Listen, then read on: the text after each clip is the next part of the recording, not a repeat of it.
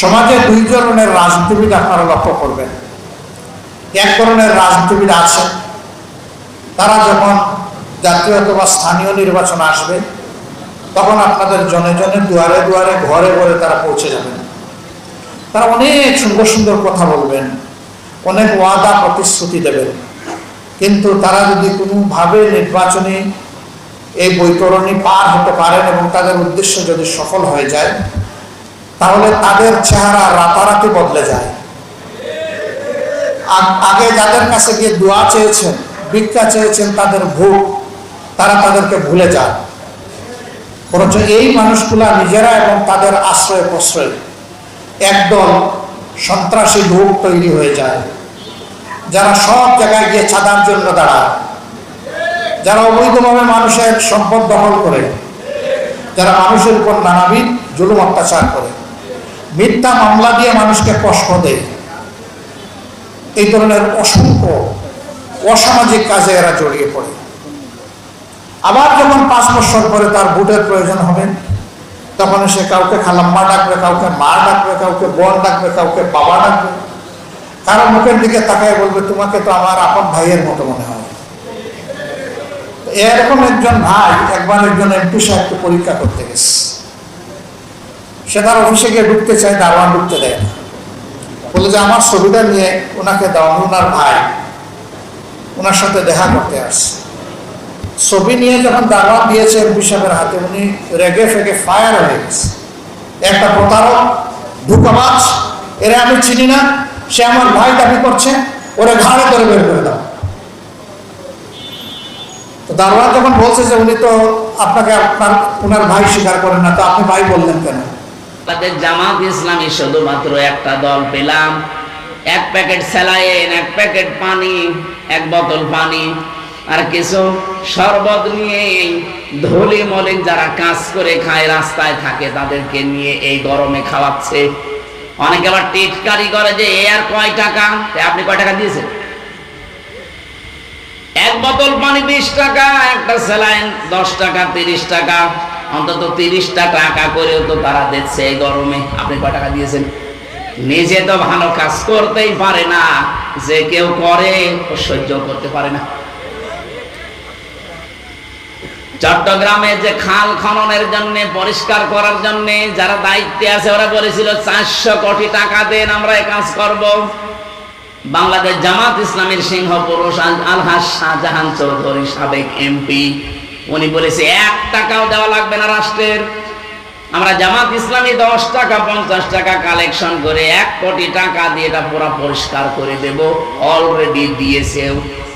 তামাম দুনিয়া প্রশংসায় ভাসছে।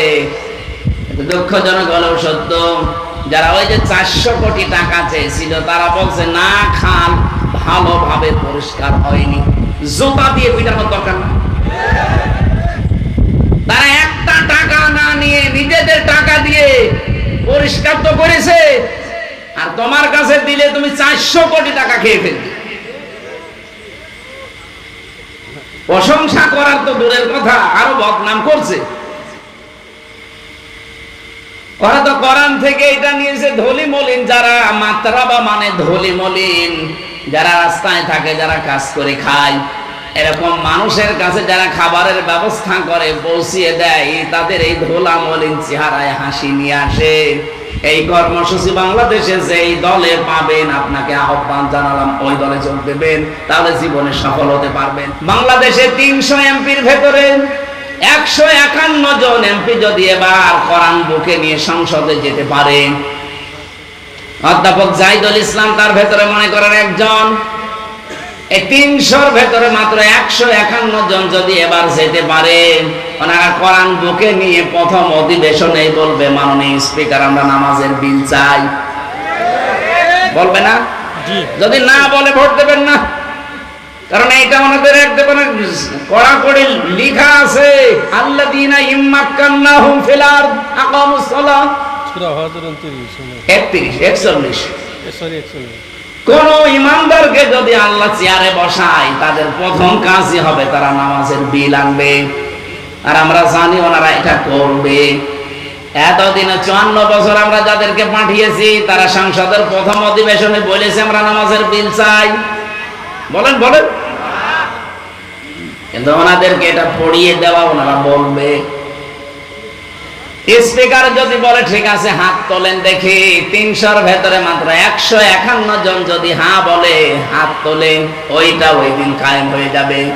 18 কোটি মানুষের জন্য আর ওয়াজ করা লাগবে না, ওই দিন থেকে তারা নামাজ পড়তে বাধ্য। নামাজ শুধু ও পড়বে না, ওর বাপ পর্যন্ত পড়বে। আপনি ভোট দিয়েছিলেন জাহিদুল ইসলামকে মাত্র একটা, ওনার কারণে যদি নামাজের ওই বিল ওই দিন কায়েম হয়ে যায়, 18 কোটি মানুষের দেশে তখন নামাজ পড়বে। প্রতিদিন আপনি 18 কোটি মানুষের নামাজের সওয়াব পাবেন। সূরা নিসার 85 নম্বর আয়াতের ব্যাখ্যা এইটাই, মাইয়াশফা শাফাআতান হাসানাতান ইয়াকুল্লাহু নাসীবুম মিনহা। পক্ষান্তরে অমাইয়াকসিব, কোন মানুষ যদি পৃথিবীতে একটা খারাপ কাজে অন্যায় কাজে চরিত্রহীন মানুষকে সাপোর্ট দেয়, ওই লোকটা ক্ষমতা পেয়ে যত অন্যায় করবে আপনার আমল নামায় ঠিক ওইটা ফ্লাক্সি লোড হয়ে যেতে থাকবে। আমার বয়স এখন 33, 92 সালে আমার জন্ম, এখন চলছে 25।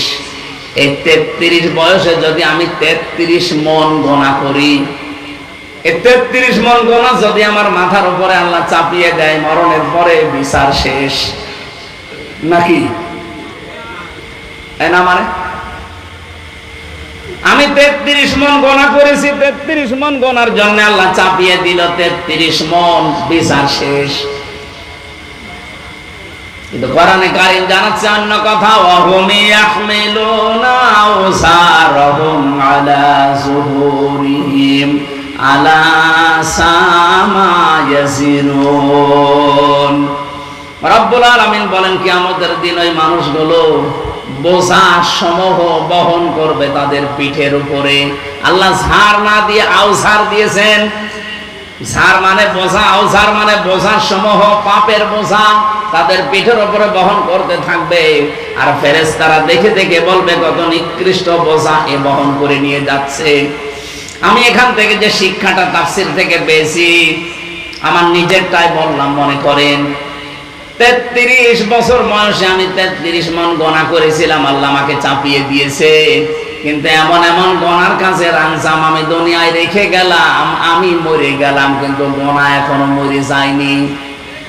আমি একটা বই লিখেছিলাম, আমি মরে গেছি কিন্তু বই তো মরে নাই, ওইটা দেখে যত মানুষ খারাপ হবে ওইটা পড়ে। এই যে হুমায়ুন আহমেদ একটা বই লিখেছিল, ওইটা দিয়ে সিনেমা তৈরি হয়েছে, পবিত্র ভালোবাসা। বিয়ের আগে যত সুন্দর ভালোবাসাই হোক ওটা পবিত্র থাকে, ভালোবাসা তো হবে বিয়ের পর। কিন্তু যারা বিয়ের আগে ভালোবাসা করে এটাকে পবিত্র রাখে না, অপবিত্র করে ফেলে।